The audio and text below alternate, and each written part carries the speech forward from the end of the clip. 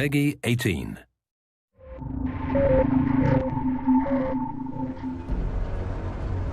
Outriders is massive, both in terms of game length and the numbers of hours you'll be able to pour into it, and the physical distance you'll traverse over the course of the story. So today we're excited to show you more of the journey and structure of Outriders, how you move about the game, and how the various features, systems and story all come together. In last month's broadcast, we explored the first city, the area of Enoch first settled by the refugees of Earth. Everything from this section of the game unfolded here, in this area of the map. The first city sits within a larger area of colonized Enoch, which you can see here.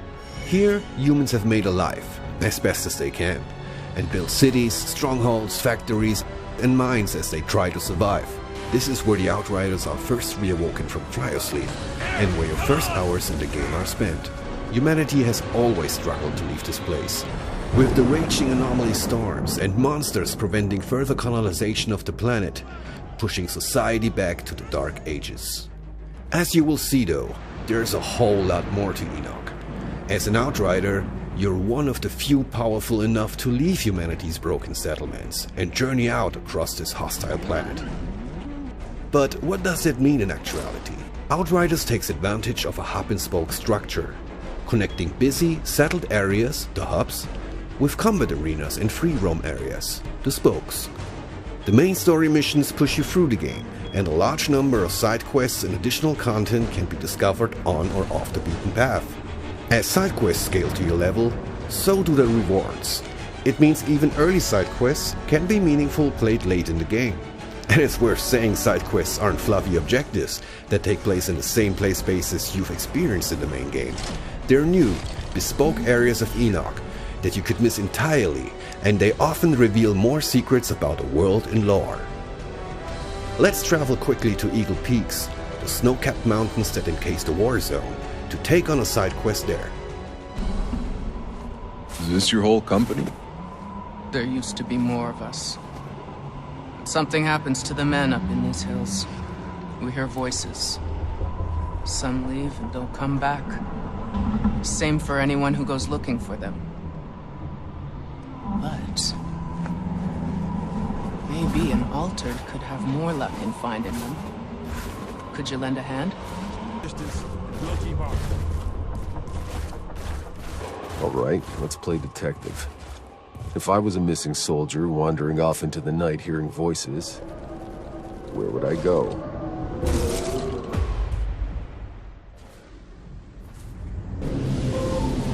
Come on! Oh, come on! Don't do this! I just came looking for my friend! He belongs here now! We all do! Today, the storm welcomes an apostate into its loving embrace! So it seems the last remaining survivor of our missing soldiers was just sacrificed to the anomaly? We need to have some words with this deadly cult and its leader. ECA! Target designated!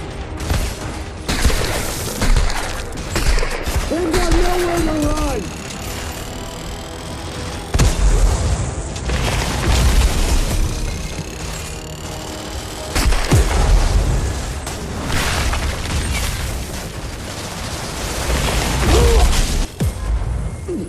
Another notch in my gun!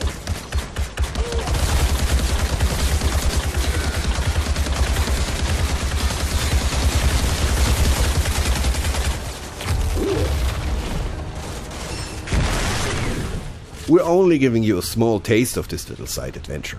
It takes a fair bit longer to make our way into the inner chambers here. And as always, we like to keep some surprises for you. But it's time now for an epic showdown with the altered cultist leader. Firing on target! They've got nowhere to run!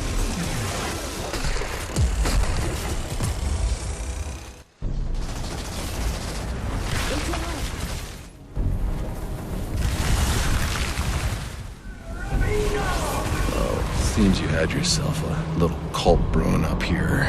I don't know, this place seems to make people flip their fucking lids. Yeah, nice. By completing the side quest, we can now choose a sweet piece of new gear as a reward. With that sorted, let's talk a little bit more about hubs. In hubs, your weapons are holstered for a time, and you can soak in a bit of life on Enoch. Here you can visit vendors to sell scrap and purchase gear, frequent bars to gather gossip and bounties, Call it the liver spinner. and pick up side quests from one of Enoch's many eccentric denizens.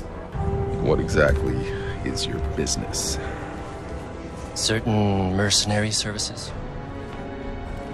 It's hard to show this without spoilers, but as you progress through the game, the world state and NPC dialogue is affected by pivotal moments from the story, and new side quests unlock, some of which are hidden in earlier hubs and play spaces, further rewarding exploration.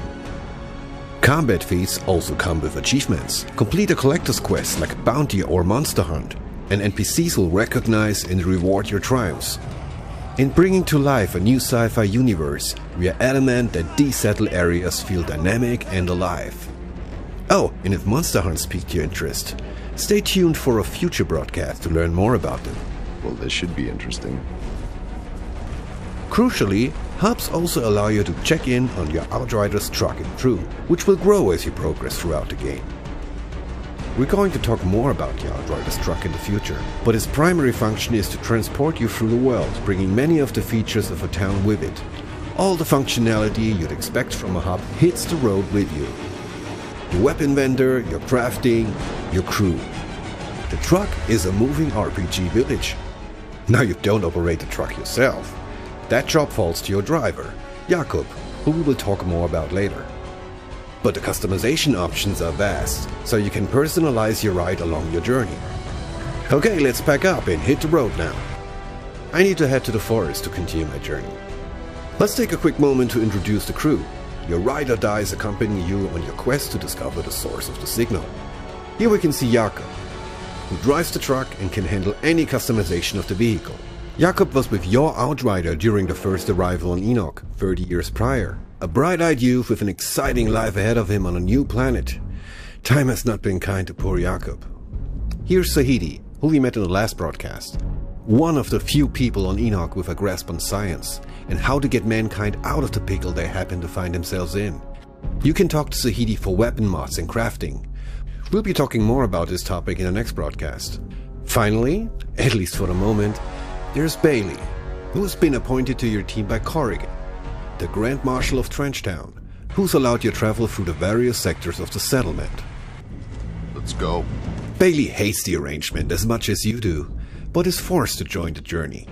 In camps like this, Bailey also acts as a gear vendor, with a host of unique weapons and armor you can trade for scrap. Other notable features of a given camp? Your stash, where you can store and withdraw equipment that you might not be able to hold on your person. The stash also allows you to move gear freely between your roster of player-built characters. Next to the hammock here, you'll always be able to change and customize the look of your Outrider. And of course the matchmaking terminal, which is hopefully self-explanatory. Before I'm leaving you for this month's broadcast, I'm going to take you beyond the safe confines of the Forest Enclave. It's a beautiful night, so let's head out there and explore. Hey, you remember my tunes I used to play? Like it was yesterday. I can still remember some of them.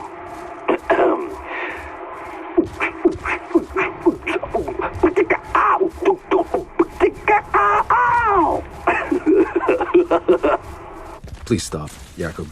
Please. I'm serious. Yeah, Jakob, I'm disconnecting.